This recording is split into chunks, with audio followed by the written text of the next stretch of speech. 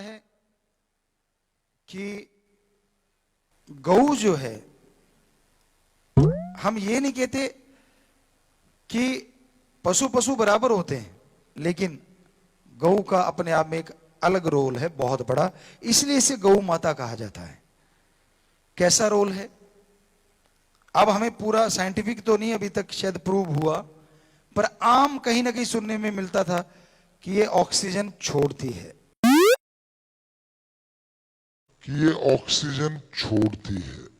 आज एक दुनिया हिला देने वाली ब्रेकिंग न्यूज आ रही है राजस्थान से, जहां की राजस्थान के शिक्षा मंत्री वासुदेव देवनानी ने एक 1000 साल पुरानी रहस्य, साइंटिफिक रिसर्च पर बेस्ड रहस्य दुनिया के सामने उगल दिया है। इन्होंने कहा है कि गाय एक एकमात्र प्राणी है जो ऑक्सीजन लेता भी है और देता भी है। 2017 की बात है जब राजस्थान सरकार में शिक्षा मंत्री वासुदेव देवनानी ने दावा किया कि गाय एकमात्र ऐसा पशु है जो ऑक्सीजन लेता है और छोड़ता भी है। ऐसा ही दावा अब उत्तराखंड की पशुपालन मंत्री रेखा आर्या ने भी किया है। रेखा आर्या का कहना है कि सिर्फ एक ही पशु है जो ऑक्सीजन न सिर्फ सांस के जरिए शरीर के अंदर लेती है बल्कि उसे बाहर भी छोड़ती है। साइंस के मुताबिक गौ माता एक ऑक्सीजन का एटम अपने मुंह में खींचती है और एक ऑक्सीजन का एटम मुंह से निकाल देती है, लेकिन एक एक्स्ट्रा ऑक्सीजन का एटम वो अपने पाद में निकालती है।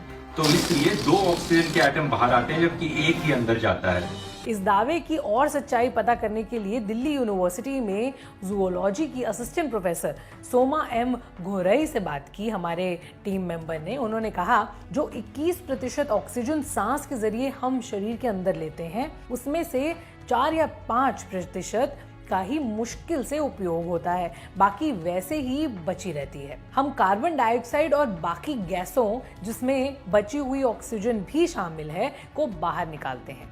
ये प्रक्रिया गाय समेत सभी जंतुओं पर लागू होती है, इसलिए गाय भी सभी की तरह ऑक्सीजन लेती है और कार्बन डाइऑक्साइड, जिसमें कुछ दूसरी गैसें भी होती हैं, बाहर छोड़ती है। अब ये तो राम जाने सच्चाई क्या है, हो सकता है ये सच ना भी हो, लेकिन ये सच जरूर है, उसके आप हाथ फेरोगे ना तो आपको पॉजिटिव एनर्जी जरूर आएगी। और पशु के फेर लो और उसके फेर लो, दोनों में आपको अंतर महसूस होगा।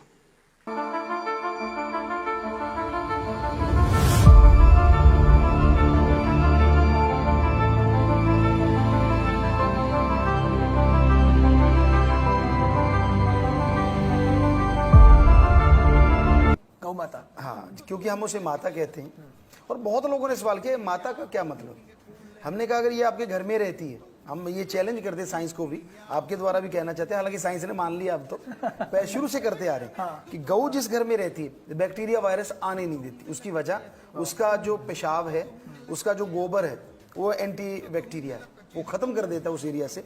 और इसीलिए पुरातन घरों में, गुजरात में, राजस्थान में गऊ के गोबर को मिट्टी में मिला के हम लोग पोछा लगाते थे। उसकी वजह ये थी, और कभी कोई बीमार नहीं होता था, जल्दी वहां डॉक्टर ही नहीं होते थे। तो दूसरी बात कि गऊ को हम कुछ भी खिलाएं, वो कन्वर्ट करके, मान लो आपने कुछ खिलाया 40%, कन्वर्ट करके वो 80% पावरफुल आपको दूध के द्वारा दे देगी। तो हमारा कहना था कि गऊ का मांस या खून पीने की बजाय गऊ का दूध पीजिए, पूरी उम्र आपका साथ देगी, पूरी उम्र आपको मजबूत बना के रखेगी।